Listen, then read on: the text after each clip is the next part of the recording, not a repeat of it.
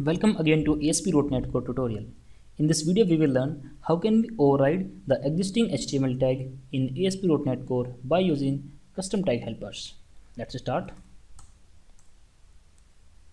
We will learn how to override a tag. It may be an inbuilt tag or it may be your custom tag. So we will learn how to override that particular tag in ASP.NET Core by using custom tag helpers. Let's open Visual Studio now. Before overriding a particular tag, first let's understand what is the requirement. And let's run this application. Suppose I have some text over here in this h3 tag and this text is rendered here on this page.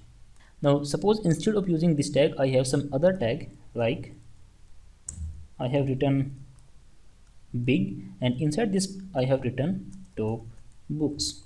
So there might be two type of requirements over here.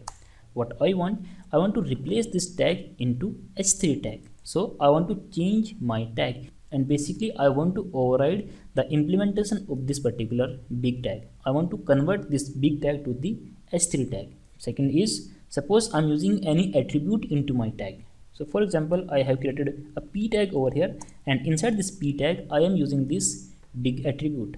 And you already know that this big attribute is already deprecated in HTML5, so we no longer need this big tag over here. And the concept is that if we want to override a particular tag or a particular attribute, then we can do that easily by using custom tag helpers. So suppose here also I'm writing top books using attribute and we need to convert these both the tags in this form.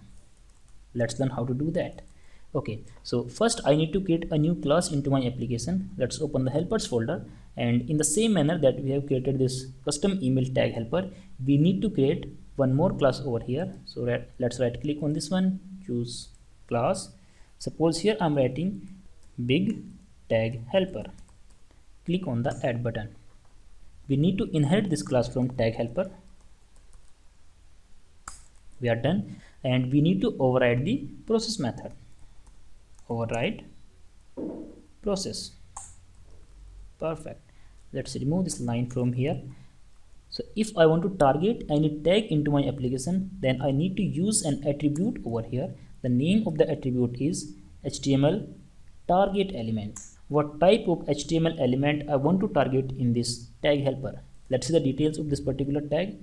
Right click on this one and choose go to definition.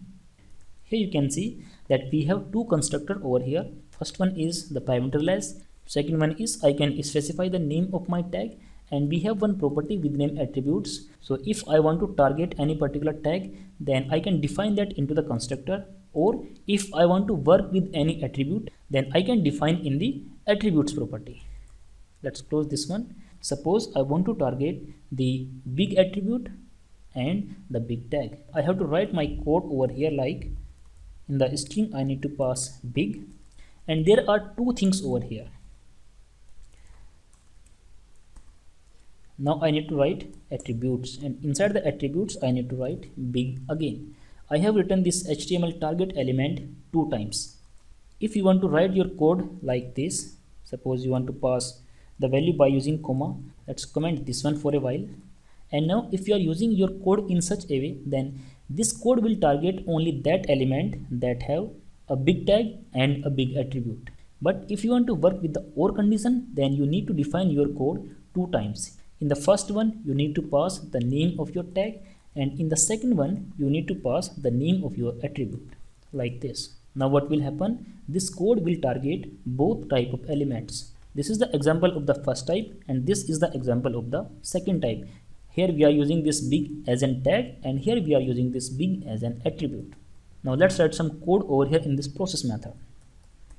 Output dot, first I want to replace the name of this particular tag. How to do that?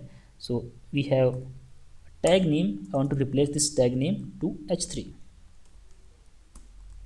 Okay. Second is I want to remove all the big attributes from this particular tag. So I can do that at output dot attributes dot remove all, and all the big attributes that I have used into my tag, I need to remove all of them.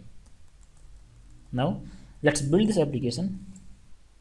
Let's click on the F12 button And here you can notice that both type of code has been converted to H3 element. Here we were using big as an tag, and here we were using big as an attribute. Now the only pending thing is the H3 class. We need to set the H3 class to this particular element. Let's set the H3 class as well, and we can do that output dot attributes dot set attribute. Inside the set attribute I can pass first class. This is the name of my attribute, and what is the value? It was H3. Let's save the changes, build this application, again refresh the page. This time you can notice that we have H3 class in both the elements. So this is how you can override the value of an existing tag.